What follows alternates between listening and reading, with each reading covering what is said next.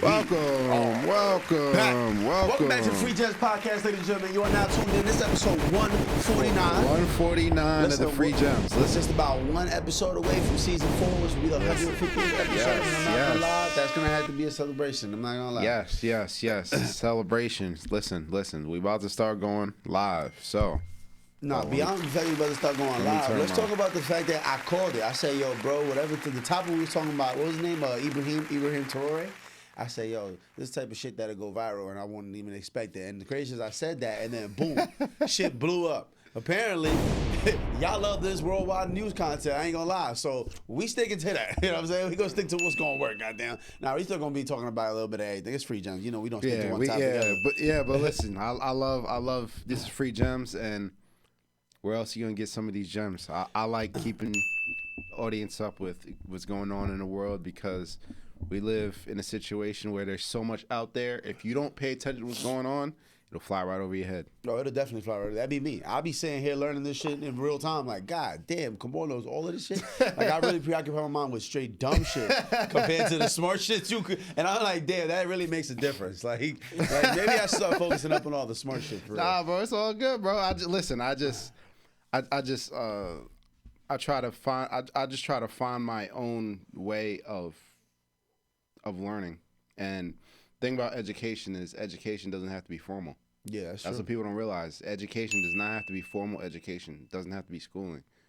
We're in the information age. Facts. Anything you want out there, you can find. It's in the palm of your hands. You can find, but it's a double-edged sword. Anything you have in your hands, a billion distractions. So it's a double-edged sword. You're right, though. You can find everything you want. All the information you want is out there, but you got to sift through a lot of bullshit because there's a lot of bullshit out there. It's crazy to think, like, yo, just like 20, 25 years ago, for real, like, if you wanted to know some shit, like, if you wanted to, quote-unquote, Google some shit, you had to go to the encyclopedia, gang. Like, you had to go to a set of giant fucking books in some library and be like, all right, I want to know about is Earth flat or not. I got to go to the E-letter book, pick it out, find the Earth chapter, and tell it, and then it has to tell me why I'm a dumbass for thinking the Earth's flat. Like, that was a lot. And I would have never known shit if I had to go to a library to go find it out. I ain't gonna lie. And the encyclopedia came out with new editions every year. Yo, every year. They had to re-up updates. Like, oh, nah, that's the old version. You got to get the new information. That's what I'm saying. Like, anything you want to know, like, how tall was Babe Ruth? How the fuck was I going to know that? How the fuck was I gonna know that? I can Google that right now. That is very true. Like, yo, it blows my mind when you think about it. We really are in the information age, son. So, like, anything you want to know is right though here. That I want to segue. I'm glad you said that. Yeah. So, there's an update. What's going on with Ibrahim Traore? Goddamn, we getting right to it. Let's get it. There's an update. What's going on? The leader of Burkina Faso. So, there has been evidence that the United States and the Ivory Coast have been in meetings in cahoots, and looks like they're trying to remove Ibrahim out of office. What, the United States is trying to help? Absolutely. Wait, how many different attempts is he at by now? Because I know it's been like a week and a half. Yeah, it's over 20. It's over 20. Another 20 more? It's over 20. It's over 20 now. Oh, okay. It's over 20. Yeah, I'm not surprised. It's over 20 now. So over 20 assassination attempts in the last 2 years. So the Ivory Coast, what people don't know, the Ivory Coast right now, the leader is a puppet. Okay. It's an imperialistic puppet. And for those who don't know, the Ivory Coast was also the ones that partnered with France in order to remove Thomas Sankara, a previous leader of Burkina Faso. They got to his best friend, Thomas's best friend. Yeah, one thing we good at is being in cahoots with shit. I ain't gonna lie. Like, America, we gonna get it some hoots, man. We gonna cahoots some shit. I ain't gonna lie. So what's going on is right now, Ivory Coast has a puppet, right, that's been working with France, been working with the U.S. The president of France, Emmanuel Macron, came out with a statement saying that France is not pulling out of their colonies. Africa is not ready. Africa needs a lot of help, and we're still going to help them get them out of their situation, so we don't have any plans on pulling out of any of our colonies. Michael Langley, a military officer, a black military officer, a coon, by the way. Oh, wow. Came out and said Ibrahim came out and said Ibrahim is a threat. He came out and said that he is mismanaging the use of the gold in Burkina Faso. Now, what you got to realize is, I'm glad you said the information age. Right. I'm glad you said, because what's going on is not anything new. France has removed and or assassinated 20 plus African leaders since colonialism started, like it has. So but the difference is, if you see what actually is going on, Ibrahim, right now he's still on his military salary. He refused to take his presidential salary. Did you know last week 2,000 citizens slept outside his house? What? What you mean? 2,000 They pulled Burkina up a Faso citizens are sleeping outside of his house to protect him. Oh, wait a minute. They are sleeping outside of his house taking shifts in order to protect him. I ain't gonna lie, it sounded like the man of the people. Y'all might want to stop fucking around. Yeah, 2,000 people sleeping outside taking shifts in order to protect this man. Do you know how powerful that is? That's crazy. Do you know how powerful that is? Nah, that's insane. That's dope. So, like what you said before, the information age. Back in the day, the imperialistic powers, France, America, they were able to control the narrative because it's hard for information to get out there. Right. They controlled the information that their people saw. Nowadays, we're not going to allow them to control the narrative. They cannot control the narrative. Ibrahim's a hero. He's a man of the people. There are protests all over Africa in favor of him. There are protests in the Ivory Coast that are against their government, going against him. There are protests in Europe. Africans in Europe are protesting. There are protests all over the world to keep this man in power, to empower this man to do what he's doing. Because in 3 quick years, the turnarounds have been astronomical. And of course, the imperialistic powers, they're going to say, they always say a few things. It's always, the narrative is always a few things. It's either they mismanage their own resources. Right. They're the saviors of the world. Those people don't know what they're doing. Or they're bad for democracy. They try to label him bad for democracy. What people don't know is that he tried to step down in order for there to be an election. The people went out in protests. They went out in the streets and protest. We don't want you stepping down. So he's trying to take the good route. He's like, I'm trying to do this democratic shit. Y'all go ahead and vote. I'm gonna step down so y'all can do the voting thing. And they're like, no, nah. They refuse. They're like, nah, don't step down because then you're gonna leave a window open for some fuck shit. We're not trying to have no more fuck shit. They refused. They took to the streets to make sure that he stays in power. He already announced in 2029 there will be an election. But you got to realize there's so much turmoil and chaos going on in different regions of the country that they need some type of stabilization in order for there to actually be elections. But regardless, the imperialistic narrative is always those few things. It's a savior complex. These people are bad for democracy, and they're mismanaging their own resources. But if you look at the facts of the situation and seeing what he's done, and seeing that he's taking less money, and seeing that he's putting other people in power, other citizens into positions in order to value off of their resources. He's been doing a lot of amazing things. I'm praying for his protection, and we'll be monitoring the situation very closely. But hold on, mismanaging funds sounds like a good way of telling me what to do with my shit. Of course. What does that mean? That's mismanaging what it is. Resources. They're mismanaging resources. I'm like, hold on. How am I supposed to tell you how to manage your resources? Your resources. Exactly. But I'm telling you, you're mismanaging them. Why? Exactly. Unless you're buying like weapons of mass destruction or some weird shit like that with the gold. Exactly. Who are we to tell you what to do with your petroleum? Exactly. Who are we to tell you what to do with your cocaine, Colombia? Who are we to tell you what to do with your fucking microchips, China? Who are we? The imperialists. That is the narrative that they paint. Those are the narratives you'll see that's constant throughout. Oh, we're not ready to pull out. These people need a lot of help. Africa is this. Africa is that. We're the saviors of the world. That is the narrative. I've said this on a podcast before. Throughout history, the bad guys never paint themselves as the bad guys. Right. Never. There's always some type of narrative. There's always some type of spin in order to justify the actions that you're doing. And what's different between back then and today is the information is out there. The real is out there. You can go find the real. Back before, they controlled a lot of the stuff that people saw on TV, a lot of stuff that were in books. So it was hard to find out exactly what's going on. Today, the narrative is shifting. And I'm not even just saying on the geopolitical level. The narrative is shifting on a lot of different fronts that they can no longer control the narrative. The narrative is out there, and the people are starting to wake up all over the world. Yeah, and the thing is, nowadays, you can just hit up somebody from Burkina Faso on Facebook and fuck around and find out. Like, if you want to learn some shit, see how they really feel, you can just hit them up. We used to have to write letters, gang. Yeah. I'm in a time travel mode right now. I'm messed up when I started thinking about that stuff. Like, yo, imagine having to write a letter to somebody to find out what's going on and not hearing about them until the Pony Express get back in 2 months. Like, what the? That's insane. Like, the age of information is not just, like, research and stuff. It's like the age of, like, being able to send information. Like, you know, here we go, boom. Like, Christopher Columbus went on a boat and came back with a whole, like, map. Like, yo, this is what we saw. This is what we got over here. This is India. Like, what? No, that's not what happened. It took them hundreds of years to figure out they wasn't in. Like, it's insane to think about it. Like, yeah, we are living in the age of information for real. Yeah, like, we are in the age of information. So and you can't just spin the narrative and just be able to just. You can't just say stuff anymore. Yeah, you can't.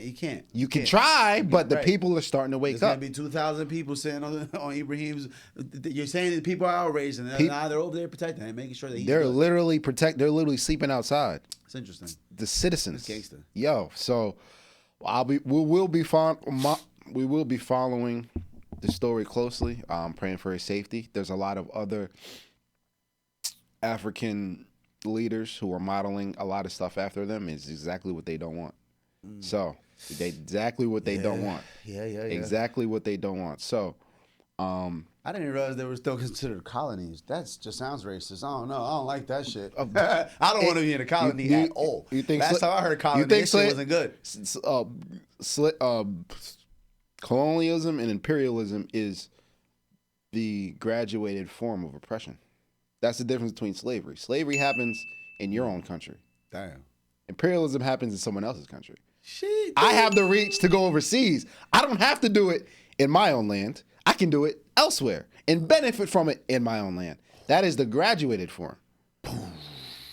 If you're an imperialist, you don't have to do it. That's a difference.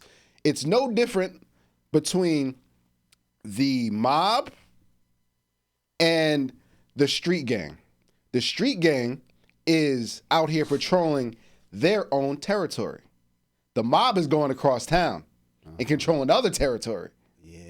It's no different. You're right. It's no different. Ain't no crime happening in the hills up in Staten Island. They gonna go to Queens and do that shit. They gonna fuck around. Yeah. Okay. The stick up kids. I see what you're saying. The street level gangsters are robbing you on point. The mob has to push a button in order to do that. Yeah. They're out of reach. That is the pinnacle of power. Having the influence and not even being there. Yeah. That's what imperialism is. Jeez. Having influence and not even being there. That's gangster. Actually, I want to take some time. Real quick. I don't want to spend too much time on this because we got a lot to talk about.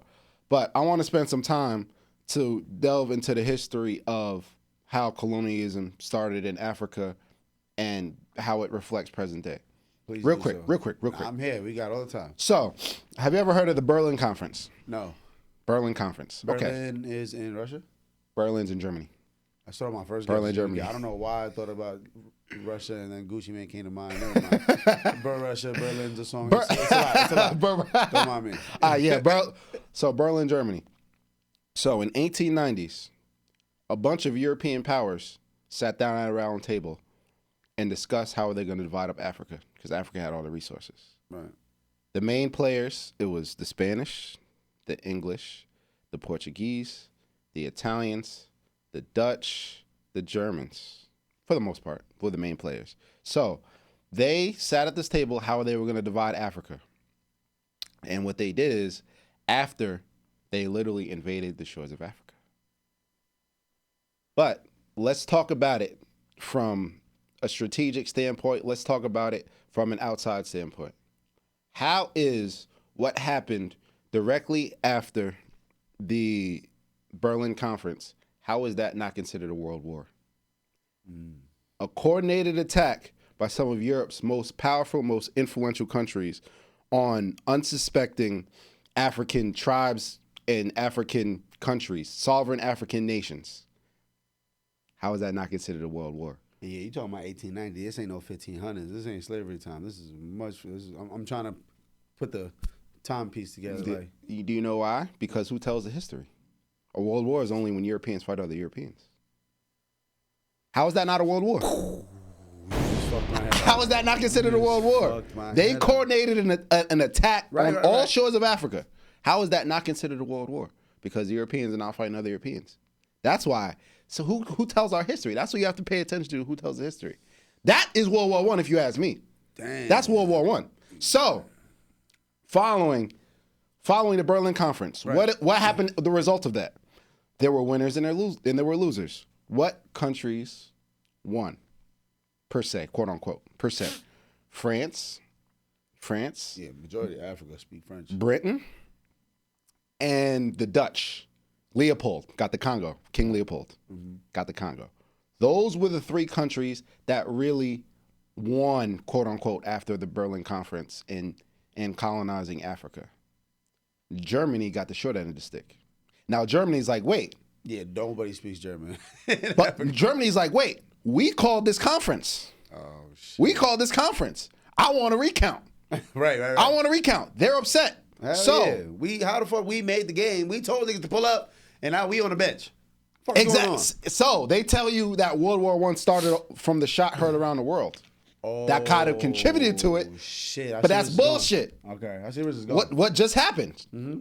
What did World War II start? 1914, 1913, something like that. World War II? World War I. You said II. All right, cool. World War I. Right. World War I started like 1914 or so. Uh-huh. So they say the shot heard around the world started World War I. There were a lot of effects. Germany was already upset over the distribution of Africa. So how it all connects. So after World War I, there was a treaty that stated that Germany had to give up their African colonies. Damn. So wait a minute. So Germany got the short end of the stick. Now they lose a world war. Now they have to give up what they won. So after World War I, the morale of Germany's down. Germany feels humiliated, and here comes Hitler and the Nazis talking about nationalism. Right. We're not going to abide by this treaty. We don't care about this treaty. Then they invade Poland. Then they invade France. You see how everything connects, right? But they don't even talk about the connection between the Berlin Conference and the World Wars. They don't talk about it at all. They don't. They just make it seem like Germany was tweaking. Adolf Hitler and them niggas was on meth. They was wilding. And then all of a sudden they started tweaking, trying to attack everybody. But not explaining the fact that, they was really just mad because they didn't get the piece of Africa that they wanted to get. Then they lose World War I, and now the morale's down. Wow. And now here he comes blaming the Jews for all the problems. Of course, right. You see what I'm saying? Yeah, this is the reason why our country's so fucked up. They did us dirty at the conference we called, and then they fucked around, beat us in this war, and then told us we got to give up some more shit. All right, watch this. See? And it's easy to rally up everybody when they're on meth and are angry already. Like, that's going to really make you angry. And the economy's in the dumps. We're the laughing stock of Europe right now. Oh, we're not having that. Here comes this person talking about nationalism. You see how everything gonna rally by? It's like Trump with America, man. Great shit again. Do you see how everything connects? But we don't talk about how the Berlin Conference set the table for all this. We don't talk about the Berlin Conference and how the aftermath of that should have been the First World War, considered the First World War. Right. Because there was a lot of battles that happened for Africa. Of course. You know what I'm saying? Like, if everybody's attacking at the same time, we on wartime. But when you say Africa, it's a continent, so it's like it's just mad countries being invaded. Yes, mad different country, and so I just wanted to talk about the connection between how the colonialism now was in Africa, and it started because of the Berlin Conference. And even Ibrahim said in his speech, these are the French, he's talking about the French, these are the same people that during World War II used some of our people in order to fight their battles. They use a lot of the colonies and Africans from the colonies in order to fight a lot of their battles. So I just wanted to give some of the outlook of what's going on and where it started from, and how I always keep saying history repeats itself, and something never happens because of anything. There's always a connection that you can actually draw from. So yeah, bro. So that's intense. So the Berlin Conference split up Africa, and this is the ramifications for it. And any African leader that has not been part of the imperialist regime has been couped, assassinated, or attempted. And you see what's going on now. And we can say America's been doing that even outside of Africa. I talked about it before, not going into that. But now the difference between now and back in the day is they can't control the narrative anymore. Damn. They It all comes back to that. Can't control the narrative anymore. That was dope, bro. I didn't listen. I've always said I love history, but I gotta really do my research. I love this shit, bro. I gotta really do my research. I really do, because it really the reason why everything the way it is, and a lot of people, and I have an issue with, and sometimes it's not people's fault. They look at the situation and they judge the result, and they don't even take into consideration the cause. Right. Of what the led result. to that result? Right. What led? So people are looking at their result, and if you look at stats, if you look at something without context attached to it, it's very dangerous. Extremely dangerous. Course, yeah. Extremely dangerous to the mindset. Because you could paint whatever happened prior to it, like, oh, but this happened because of this and that, and that's not the truth. I have no context. Context is everything, and that's what history does. History lays context, foundation on foundation of understanding. Once you have a foundation of understanding, it makes it easier to realize exactly what's going on. That's going on because of that happened. That happened because it's a chain reaction. And if you don't know that chain reaction, or if you're not savvy enough to do your own research, you only listen to what they tell you. And of course, what they tell you is obviously going to be skewed. So Insane. I just think all this stuff is really important. Damn, son. You really fucked me up with that one. That's crazy. What's it called? The meeting of Berlin? What? The Berlin Conference. I gotta go. Berlin do Conference in 1890s. I'm not sure exactly, but 1890s. It's not that long ago. No, it's not that long ago at all. 35 years. It's not that long ago at all. And that's another thing. When people look at history, they try to make it seem like it's so long ago. That we look at pictures from the Civil Rights Movement, they put it in black and white.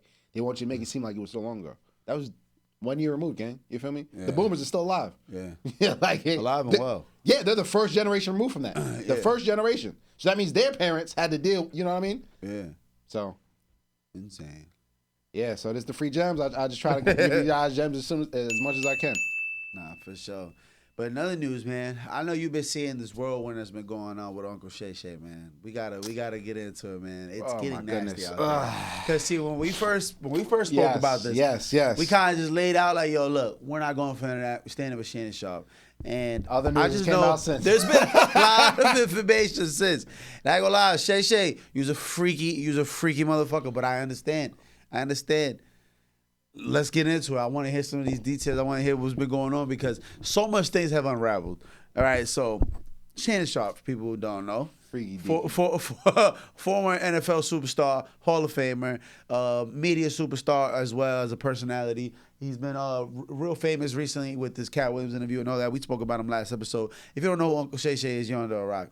But Shannon Sharpe has allegations that came out. And we spoke about it was a Jane Doe, and her name was uncovered, and we found out she was 19 at the time. She's like 22 now. It's looking like a witch hunt. Then it's not looking like a witch hunt. You got Tony Busby, which is like one of the more corrupt lawyers that literally just what's the word I'm looking for? Where he targets people. He targets rich people, especially people that are coming against us a big buddy or like that. They know big buddy to the way. He's one of those guys who's just predatory, looking for the bag. And as the facts come out, that are being put into these allegations, and even Shannon Sharpe himself offered up some information just to try to clear his name. Man, it's gotten weirder and weirder by the day. The conversations, the voice memos, the texts, it's just getting fucking weird. And I say, I gotta hear what you have to say because I know you probably know a little bit more than I do at this point. Like, Shannon, what are you doing, bro? Shannon, what are you doing? What are you doing, bro? What are you doing? Messing with a 19-year-old 54 messing with a 19-year-old. OnlyFans model. What are you doing? Now, respectfully, that's not illegal, but it doesn't make it morally right. No. Like, what are you doing? Especially 54. 54 and you worth some shit. It's not like you just got rich. Like, you didn't just start living your life. Like, you been lit. You been that guy, Shannon. Like, you had your time when you was in your early 20s, mid-20s, and you was in the NFL popping it. You could have did all that. But now 54, you fall victim to OnlyFans girl, which kind of puts the, like, OnlyFans. Like, it's all about selling sex for real. Like, even though it's just virtual, you might not be actually selling sex. It's the same idea. You're a sex worker at that point. Especially, absolutely. Especially with some of these girls who are making tens of thousands, hundreds of thousands of dollars a month, millions a month. Like, money is clearly their priority. So when you're dealing with a 19-year-old who's an OnlyFans model, you should know, hey, this girl's after a bag. And the bag. And I must she's protect white. the bag. And she's white. Oh shit, here we go. We're going Dr. Umar with it. No, I didn't even mean it as far as him liking white girls. I'm talking about as far as the outlook of allegations.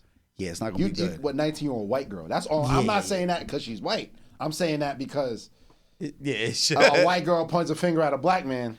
Yeah, it just so happens to Shannon being the strongest, most rockiest black dude in America. It's not gonna be a good look. It's not. Yo, he's bro. Because you're on these voice memos talking about, I'm gonna choke the shit out you, all this and that, and a lot of it sounds like foreplay. A lot of it sounds like it could be, maybe misconstrued, and the context is a little off. Because one of the things Shannon has said when he had made a little video kind of trying to explain himself, like, yo, all this is a witch hunt, something's happening. He endorsed that if they're gonna release a clip, he said they're going to release a clip that's gonna make me look really bad. He's like, I pretty much I dare you to release the entire video. Don't release the don't release no 20-second clip on me. Release the whole video. And him saying that is kind of knowing, like, they're obviously not gonna release the whole video, right? They're gonna use whatever they have to try to make him look as bad as possible. But to the public, that might seem very damning against Shannon when we see that little 30-second clip. But when he goes to court, you can't even introduce that piece of evidence into court if you're not showing the entire unedited version of that video. So it looks like we're gonna have to, a lot of this is gonna have to play out in court. We're gonna have to take to the court of law and see how this plays out, because it's just too much. Because some of their text messages too, like that she has said, look very set up-ish. It was very weird. It was. I'm not gonna lie. But anytime, listen, if no matter what position somebody's in, whoever has leverage in a situation has to be extra careful. That girl has nothing to lose. She don't got nothing to lose. He has all the leverage. Even engaging in a situation like that, you got to be careful, Shannon. He put himself in that situation. Be careful. You just got to not do it. That's what I'm saying. That's what I'm saying. I don't think there's no 19-year-old, as a multimillionaire, a 50-something-year-old, there's no 19-year-old you should be able to trust that way. Like, I don't see it. Like, no. I don't care what background she comes. She's 19, she's a child, dog. This shit could be, her brain could be right here today, and tomorrow she's like, yeah, he raped me. And that's it. You're done. And not only that, it was a text about, when are you going to put that big black baby inside of me? Yeah. First of all, that race play is dead. Yeah, that's insane, son. That race play. Second of all, there's only one right answer to that question. There are two right answers. There's no response and never. He said, if I'm still fucking with you around my birthday. What are you talking about? What are you talking about, Shannon? Listen, what are you talking about, bro? It's a private conversation. If he's into that, you can't be mad like what he's into. That's a preference that he's doing by, like, that's in his bedroom. That was privacy. It's not like this is like, this ain't like him. It ain't privacy no more. Well, yeah, but he's defending himself versus the craziest allegations he's ever faced in his life. You kind of got to go off the wall and put it all out there. But no. That's why you got to crash out. You got to just show it all, because it's like, yo, if you be transparent. You're trying to extort me. I'm gonna show everything. Right. You got to pull a B Rabbit from 8 Mile. You just got to put it all out there. Let the people cook you. They're gonna cook you. But look, this is the truth. This is what it is. Then you can't use none of this against me because it's the truth. You know what I'm saying? But all I'm saying is, why would you put yourself in that position? Yeah, nah. Why would you? And for sure, that's where he fucked up. He's past that now. We got to figure out solutions to this. And not only that, once you're in a situation like that, and you're talking like that with a girl like that who's that young, who essentially is holding the cards, all you have to do is piss her off, or all he had to do is say he's not with it anymore, and boom, it hits the fan, and here we are. Like, you should never even put yourself in that situation. Yeah, but what I was saying though is that the messages started looking a little weird. Like you could tell they went through some type of turmoil because they were dealing with each other for some time. It wasn't like a couple of weeks type of month. Yeah, this was like couple 2 years or so. Yeah, I was about to say it was a couple of years. That she even was living with him at one point in his L.A. estate. Then they moved to Vegas and all that. But what I do know is one of the text messages that was being exposed was where she's telling Shannon like, "Hey, you fucked me last night in the ass with no condom. I didn't really like that. I told you no." And she's texting us. And after that, Shannon just was like, "I'm not responding to any of this. This feels like a setup. I'm good. I'm going out of here." And like right there is when he realized he fucked up. Right there, he was like, "Because why would you text me that? Like, why are you texting me that? Like, what? Like, where did this come from?" And he found out. But that's the problem when you're dealing with an IT. That's when. Oh my gosh, bro. And not only that, apparently there was something else with some other girl. Right. Working on set on one of the shows he was working on. Paying off, they got swept under the rug. There are other allegations that are coming out.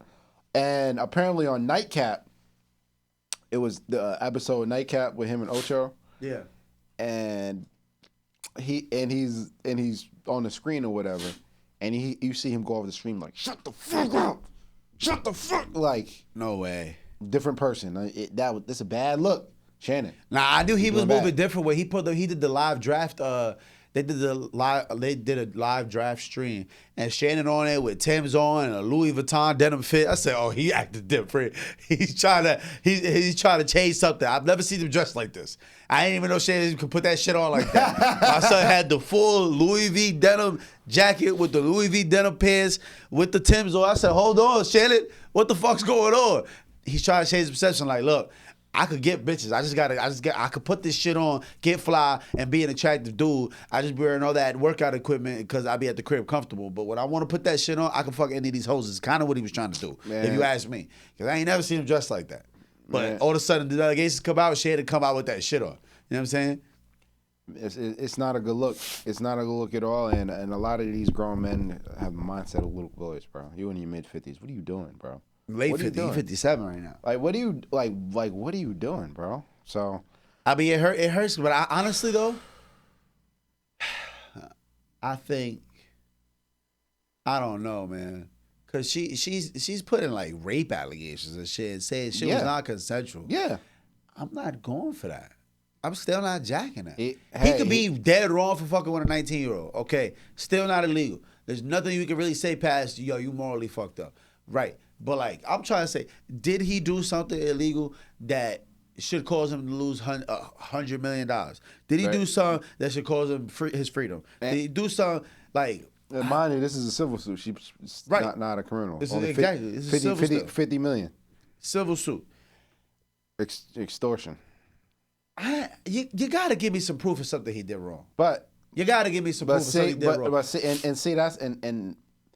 And my thing is two things. Like I said, there's other allegations coming out of somebody else. Of course. Not only that is when you're into the freaky deaky, whatever he's into, it's a thin line. It's a thin line. Apparently, apparently they were into that BDSM. Right. So it's a very you walk in a really thin line with a white 19-year-old OnlyFans model. Now, obviously he thought it was worth it, but hey, it's a thin line. It's a really thin line. When you're into stuff like that, it's a thin line. It takes one move to be like, I didn't like when you did that. Yeah. And now the optics don't look good. Man. No, the optics look horrible. Oh, horrible. And you can tell he still has a little kid mindset, bro. Because what are you doing? Yeah. That's not a mindset of a grown man. Like, why would you even put yourself in that situation? But, I mean, I don't know, man. Because you know what fucks me up too is that our perception of Uncle Shay Shay. Like he seemed like somebody of such high standard and morale. Yes. And then all of a sudden, all these things start coming out. You're like, I don't like that, Shannon. Like, yes. Yep. And that hurts. That breaks my heart, man. Because that's Uncle Shay Shay. God damn it. Yeah. Like, why would you do this to me, Uncle Shay Shay? Like now you got me looking weird at you, man. Like, it hurts. It hurts, but. You know, it is what it is. Like people go through their turmoil and falls, but I really don't think. I truly think that a lot of this is being blown out of proportion and being turned into a money hunt. That's what it really is. Me too. So, Absolutely, like, I do too. I could be disappointed in him getting caught up in this, but I don't think he did anything truly wrong besides morally the fact that I don't think he actually hit this girl. I don't think he actually did anything. Or did she say that he physically abused her as well, and that he was yelling at her like Probably verbally? Probably. But the main thing is sexual misconduct, assault, rape for real. I don't think that. I don't think so. I'm sorry. I don't think so. You was living with him for 2 years. Yeah. I'm not going for it. I'm not going for it either. I think it's all fallacious. I think it's fallacious, but I don't know what fallacious means, but I think it is that too. it's fallacy. Word. Like I think this is BS, bro. Nah, It's BS. I think it is too. I think it's too. BS, and I don't but think he put himself in a situation. He definitely put himself in a situation, but I don't think he's in a situation where it causes for him to lose everything. Like I think this is overkill. It's not that deep. Like unless he actually did it, then it's over. I have nothing to say. Then I am completely fucked in this conversation. Like there's nothing I can say because if you are with anybody, I'm sorry, you're done. Like it is what it is. Like, but girl, you were with for 2 years. And that race play shit is crazy. Yeah, the race play shit is crazy. But some people into that kinky shit, bro. You know what I'm saying? That's cool. Some people want you to fucking tie their nipples up and put a gerbil in their ass. I don't know. That ain't race play. I'm telling you, single guys some PTSD, some shit. Never One of the white life. girls at Muhlenberg, son. Never in my life. Had you talking some weird shit. Never in my like life. Uncle Elroy. You was on some Uncle Elroy shit in Friday. Because I don't know, something about race play. He keeps on referring to how much he doesn't like that shit. I feel like you've been through I don't some think shit. any black man should be in race play. For sure. I feel that for sure because that is kind of crazy. But some people get off on that, bro. Yeah, I know. Some people are coons. A lot of people get off. Some people are coons. Okay, I like what he's like. Okay, that ain't saying much. Some people. That's all I'm saying. Hey, but it's not looking good. In other football news, we got to talk about Shador dropping. Oh, how did we almost got through this whole episode without talking about Shador Sanders? We got to talk about Shador dropping, bro. So, what are your thoughts on the situation? Listen, man. I'm going to be honest with you.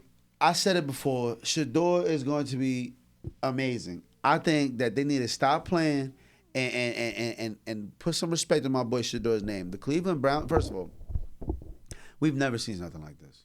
No, we haven't. We've never seen a person. Yo, bro, Shador was 3 months ago. Shador was highly favored to be a top 3 pick. Yeah, possibly possibly number 1.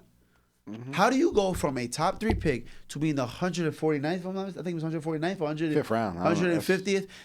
149 plus people went before you, and you were touted to be 1, 2, or 3. You go down 150. Now they say that a lot of it was he had really bad interviews with the owners. They had the teams really didn't like his. He was very arrogant, unprofessional. He came off a little bit too arrogant. That his arrogance didn't match the play on the field.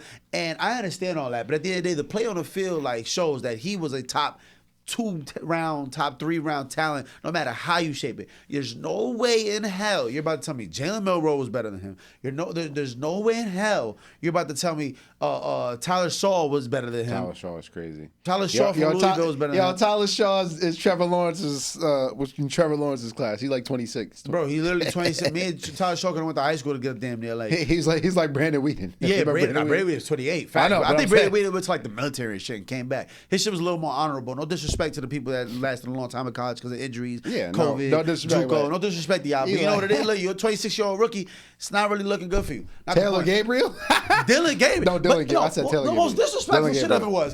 You let my boy Shador go in the 5th round, and you did all that to still go to the Cleveland Browns is insane. Like, yo went, but for people who don't know, going to the Cleveland Browns is like going to eternal hell for the rest of your career. Like, you go to the Cleveland Browns to die. That's like going to the Hornets for the NBA. Yeah, exactly. Right. It's like going to, it's not it, all right? When you go to the Cleveland Browns, it's presumable that you're not going to go anywhere from there. Like, that's it. Your career is done when you go there. Very rarely do the Cleveland Browns draft people who become, like, Hall of Famers. It happens. And it's always a career that's that's misplaced and completely destroyed, like Joe Thomas, Myles Garrett. We have these greats, all-time greats that realistically are probably never going to be, in anywhere near contention for a Super Bowl because of the way Cleveland Browns can't handle themselves. But going to Shador, I want to hear your thoughts. I said a whole lot. I have a few thoughts. So as far as the situation is concerned, I feel like we've seen in the past players such as Eli saying they're not going somewhere. Yeah. We've seen in the past players skip out on their pro day or skip out on the combine. Yep. But when it comes to Shador, I feel like that he did himself a disservice in the whole process of everything. Because when you look at, like, for example, somebody like Joe Burrow who didn't go to the combine. Joe Burrow was a Heisman Trophy national champion, consensus #1 overall pick. I think that there are a lot of teams who might have still had questions about Shador, and I think he turned a lot of teams off. Yeah. When you have your father saying that I'm going to make sure he doesn't go to a certain team, and he ends up going to that team, it's just very ironic. Let's talk about that. He said there's certain teams we're not going to, and everybody can presume Cleveland Browns was but you know, I just think that he didn't help himself at all, as far as there was multiple reports that he was, like I said, very unprofessional in the meetings. I think it just turned a lot of teams off, honestly. After the draft, they said there were a lot of teams that just took him off the board. They didn't want that in the locker room. He's like 10% of Deion's ego. Also, like 10% of Deion's like talent level. He's talented, don't get me wrong, but Deion's just astronomical. No, Deion's the greatest cornerback to ever play the game, for people who don't understand that. Deion's arguably top 2 or 3 greatest football players ever, like at any position, arguably. Like overall, you got Lawrence Taylor, that's like consensus #1. Yeah. Jerry Rice, Deion Sanders. However you want to shape it and order it, people are gonna tell you that. As far as dominating, as far as clearly better than everybody else, as far as their prime, nobody can mess with them. Like they were the greatest player that played. He's that guy. Shador is like a 10th of that, and still should be a top 2 or 3 round draft pick. And I feel like that ego, we never really see that in a quarterback. Like you see swag in a quarterback. Baker Mayfield, Joe Burrow got Joe Burrow got that he got that swag to him. Lamar Jackson got the swag to him. Vic had it. Like they got the swag, but the ego, the arrogance, their ability to lead. I feel like they've taken a lot of his ability to lead and putting it on Deion, since Deion was always the coach. That Shador never played football without Deion being his coach. So I feel like they're taking a lot of that off. They're taking a lot of his leadership skills and crediting Deion with it, and that's what's messing him up. And they're like, can he really lead a group of men if this is who he is? This kid with a $500,000 chain on and a Maybach outside, which I think is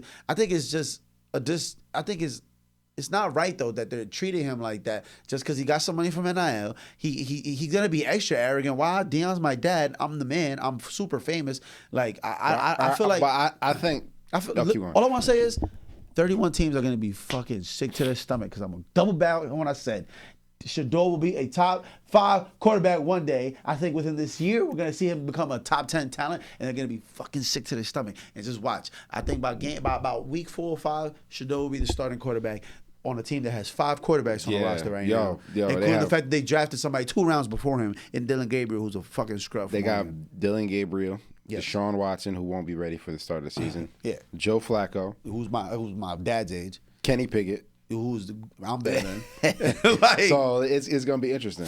Yeah. I think that, like I said, there have been players who said certain things, or like even when Deion was being drafted, there was a team that wanted to interview him. He said he's not going to be there. Right. I mean, that we've seen that, but. Though I think the difference between this situation and no situation is someone like Deion's a generational talent. Right. You know, if somebody, for example, what's his name, who went to the Giants? Oh, my God. What's his name? Why can't Jackson Dart. No. The Abdul Carter. Abdul Carter. Yes.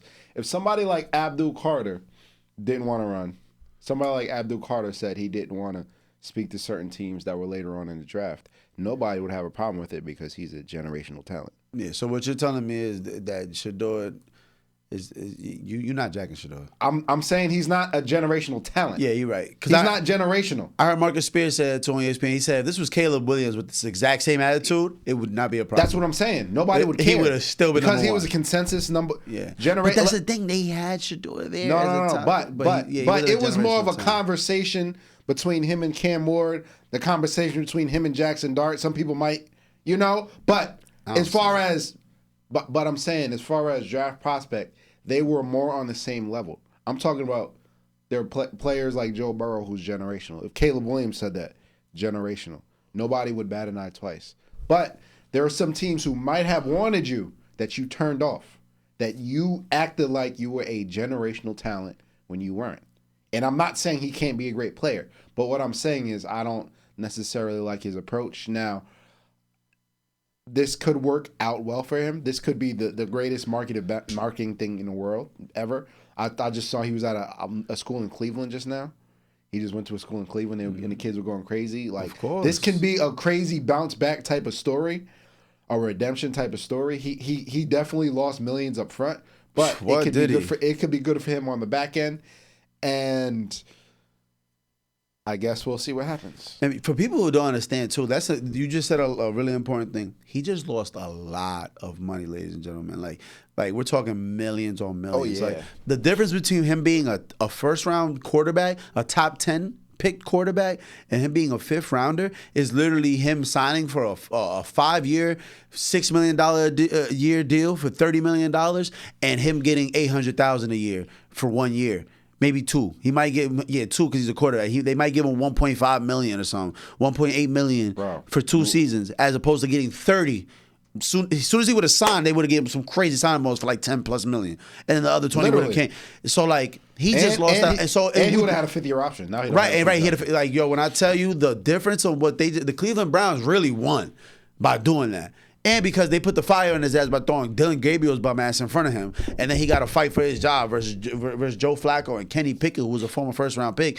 It's going to be very interesting because I truly think he's going to outperform everybody at camp, and they're going to put him up in the front. They're going to realize we have a superstar at quarterback, whether we like it or not. He's a star. He hasn't proved it on the field in the NFL yet. He's proved it in the NCAA. Somebody had the greatest completion percentage ever in NCAA history. Now, granted, I know it's because of the kind of offense they ran a lot of dink and dunk. Stefanski at the Cleveland. Let's do that one more time.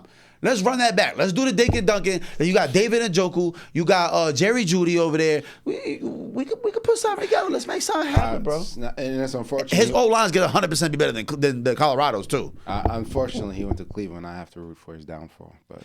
I'm not. Listen, yeah, I ain't gonna lie. He's in a really tough division. That's what I'm saying. He's in a really tough division. Listen, as a Steelers fan, I can't root for him. I'm sorry. And I wanted him badly.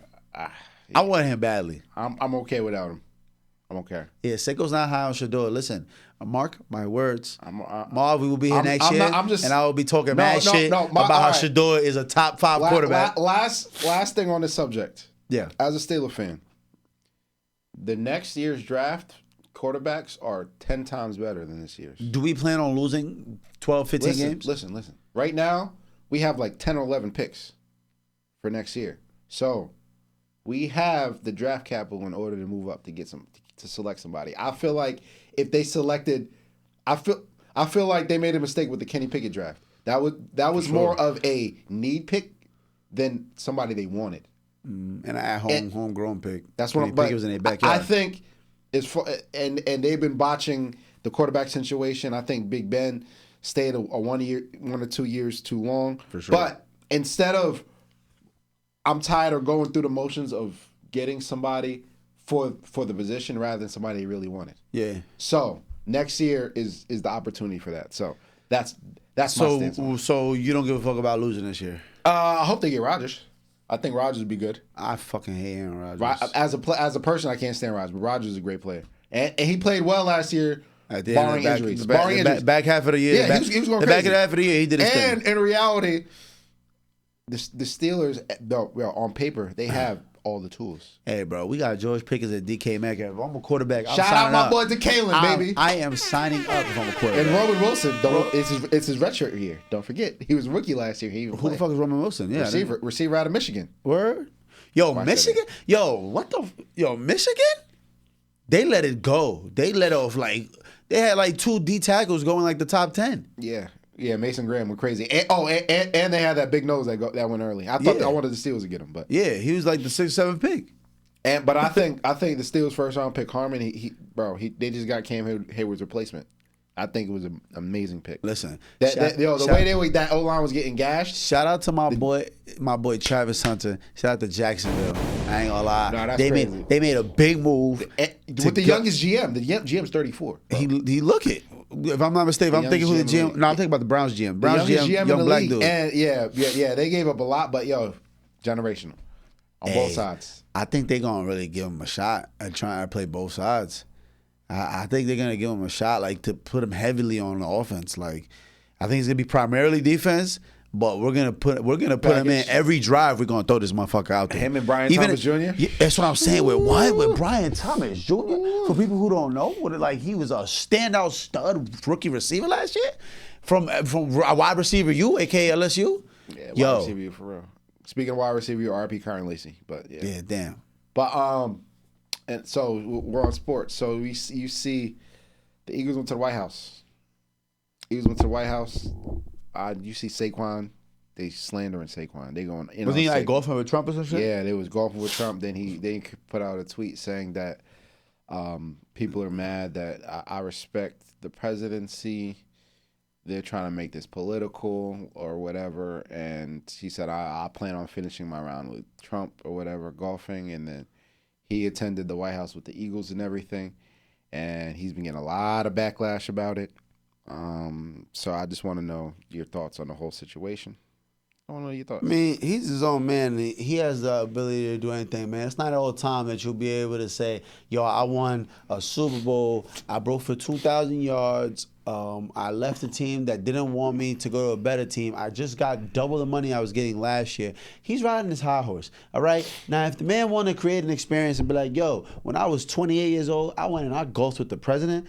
Hey, I'm going to go ahead and golf with the president if I'm in that position, if that's how I'm feeling. I don't think it's that deep of like, oh, I'm standing with this political view. Granted, if you know the history, if you're into politics, maybe you feel like Trump's not the type of guy you should go out and play golf with. Now, if you're just thinking from a young man's perspective who's doing some astronomical milestones in his life all in these last like 12, 14 months, he's like, yo, listen, I'm going to golf with the president. I don't give a fuck how y'all feel. Dennis Rodman went to go play basketball with Kim Jong-un. We didn't give a fuck about that shit. Dennis Rodman's still selling mad shirts at Urban Outfitters. Ain't nobody mad at Dennis Rodman. Kim Jong-un is beheading his fucking uncles and shit, feeding his fucking aunties to the dogs. But nobody mad at Kim Jong-un. All of a sudden, you know what I'm saying, Saquon, you know what I mean? Listen, there will be no Bronx nigga slander. Saquon from the Bronx. I got too much love for him. I can't do it. I can't do it. PA. No, he's from the Bronx. From Whitehall. He is from the Bronx. He moved out there when he was like 10. He's from the Bronx at the end of the day. All right? No Saquon saying it. Saquon, you fake bug him at the same time, gang. You live in a life that I can't compare to. If you want to go out there and do that, go do that. How do you feel? Because I know, I'm hoping you feel the opposite way. I hope you call him a coon right now. Oh, absolutely. Oh, it's lit. Absolutely. Yeah, Saquon, don't worry, I got your back, gang. Oh, man. And see, I've seen a lot of people see me. Listen, all this stuff is bigger than sports. It's bigger than sports. They're trying to make it. True. I've seen a lot of people talking about the sports aspects of it. We're not talking about sports here. We're talking about I just don't have any respect, and I can't have any respect for anything that's been going on in this administration for the most part. We're talking about somebody who is trying to attack the history and the history of my people, removing artifacts from the Smithsonian, from the African American History Museum. Damn. We're talking about someone who's in administration who tried to remove Jackie Robinson's name out of being a veteran, going after the Tuskegee Airmen as well. Who's in the middle of we're in the middle of an education war, war on education and a war on history, and they are at the forefront of it. So when you look at that aspect of it, and I understand you're saying golfing with the president, but it's bigger than politics, it's bigger than sports, it's bigger than all of that, and I cannot respect any man who's trying to attack the history and the history of my people, and who thinks that teaching my history is divisive, and think that teaching my history is called woke. and I will not and will never respect anybody like that. And Saquon is absolutely a coon, and he deserves all the slander he's getting. I don't think he's getting enough slander, honestly. And I think we need to draw a line in the sand. And people want to talk about respecting the presidency, but you talking about a man that doesn't have any respect for nobody. You know, I can keep like there's so much things I could like. There's so much content I can say, but I will just leave it at the history aspect of it. There's a lot of things I can say. I'll just leave it at the history that they want to destroy the history. This is a disgrace. No, I'm just saying, and it's a disgrace that you would send your black ass up there too. That's how I feel. I think it's absolutely disgraceful and a slap in the face to his people and people that look like him, and I think it's a slap in the face. And I'm glad I didn't go to the fucking. No, that's just personally how I feel. And no, it makes a lot of sense. And then people get on him for marrying a white girl. I don't even think that necessarily makes you a coon. Nah, I don't even think. But when there's smoke, there's fire. Oof. I don't think it makes him a coon, but when there's smoke, there's fire. Yeah, you might have to set that fade up. I ain't gonna lie. We got to DM Saquon. I ain't gonna lie. Y'all might have to fight. Y'all gotta fight. Y'all gotta fight. And Jalen Call Saquon right now. Y'all gotta fight. DM Saquon right now. Tell him you gotta fight. Y'all gotta set this fade up now. Nah, it's not even about that. It's not even about that. Set the fade. And a lot of people are talking about it shows a lack of leadership from a standpoint. When somebody like Jalen Hurts didn't go, and he had Jalen Hurts didn't go. Oh, absolutely. You're putting a lot of context into this, but see, Jalen Hurts didn't go, and people were saying how people were going on Jalen Hurts saying it was a lack of leadership. But listen, let's put this in another context. Let's say that Jalen Hurts was the captain or the leader of an organization. He happened to be Jewish. And they were going to meet a leader who wanted to make light of the Holocaust. They wanted to go and try to big up and lessen the impact that Hitler had on the Jews and wanted to try to erase or make light of their history. Nobody would ever come at that Jewish leader and say that's lack of leadership for not going to meet that man. When I put it in that context, in that perspective, it makes sense. But when it comes to us, we're supposed to take anything and run with it. Sheesh. That's all that you just got to look at it from the context. Facts. That's all I'm saying. I just want to shout out, because there's a list of people that didn't go. I just want to shout them out. Shout out Jalen Hurts. Shout out Jalen Brown, AJ Brown, Devontae Smith, Jalen Carter, Nolan Smith, Jordan Davis, Zach Bond, N'Kobe Dean, Quinyon Mitchell. Shout out to y'all. Standing strong. Because we not having it. This is That's a lot of names, and a lot of people you just said were prominent players. Prominent names. Literally, and I knew everybody you just named. Yeah, that's why prominent Eagles players. And like I said, it's bigger than respect. It's bigger than politics. It's bigger than sports. That's what absolutely. It's not. Sports has always been bigger than sports. That's what. But people are trying to make it about sports. Literally, from the Olympics to these championships to everything, from Kareem's days to Muhammad Ali's days to LeBron. Listen, it's always been bigger than sports. But all I wanted to say is, because like I said, I'm still not going to fault Saquon. Okay, that's your opinion. I got an idea. I got a feeling he don't even know everything you just said. But that's part of the problem. That can be part of the problem. That is part of the problem. But is he a coon for not knowing? Yes. You think so? Yeah. Well, but guess what? A lot of people, all right, a lot of time, racism, for the most part, is ignorance. Right or wrong? Yeah. Yeah. So if you knew better, there would be no. Exactly. Know better so does that make them not racist because they don't know? No, that's still racist. But it's order to get the understanding, in order to get the context, the understanding. A lot of people are racist, and it's not even their fault. Right. That doesn't make them not racist. Sheesh. Right or wrong. True. Some people just are ignorant about the situation. Some people will look at a situation and look, like I was saying before, look at the situation without looking at the context. Right? Yeah, but I ain't gonna lie. If 8 of my team is opted out and 8 of the best players on the team opted out, that should be a clear sign. Like maybe I should do my research as to why these 8 guys told us we're not going. But ignorance is, especially nowadays, the ignorance is not an excuse like it was back in the day. With the information age, you see how it all comes back full circle. A couple Googles would have told you. But I ain't gonna lie. You lost you what they're trying to remove Jackie Robinson as a vet. That's crazy. That's how it starts. Because that's like literally, that's how it starts. That's my point. It's like, it's so minute. It's so minute. It'd just be like, man, nobody's paying attention to Jackie Robinson as a veteran in the military. I forgot about that till you just said it. That's part of the whole story why he came in so late. That is my. And it's just the Gulf of Mexico, Gulf of America. It's the minute stuff. Tuskegee Airmen. People forget all about that. They're trying. No, we can't teach about the way we got to frame slavery differently because it's divisive. So right. You're teaching kids to hate America. They're trying to take slavery and they're trying to highlight. Look at all of the skills that the slaves learned from working in the fields. Do you see how dangerous that is? That is, bro. That is an attack on my people, and I'm not going to stand for it. That's all. Do you see what I'm saying? That's an attack. 1,000%. I never disagree with you, but I just be trying to put the foot on the other leg. Like maybe it's this, or I'm trying to play both parts because I'm just gonna sit here and agree all day. That is an attack. Yeah, ignorance is not an excuse. Ignorance is not an excuse. It's not an excuse. That's all. I understand where you're coming from, and I'm throwing a bone. I'm gonna throw him a bone. None of that for me. And listen, there's a difference between meeting the president and meeting somebody in power or imperialist if it was from diplomatic reasons. Sometimes you have to meet people who you might disagree with. You have to have a sit down with your enemy and come to a meeting of the minds in order to bridge the gap or something. Of course. I'm not about to go chill with this nigga and take photo ops and act like we're all buddy and celebrate. I'm not celebrating nothing with you. You feel me? I'm not about to go golfing leisurely with you. You feel me? It's bigger than sports. It's bigger than the organization. Like it's bigger than all of this. That's what I'm saying. And look about the analogy I use with the Jews.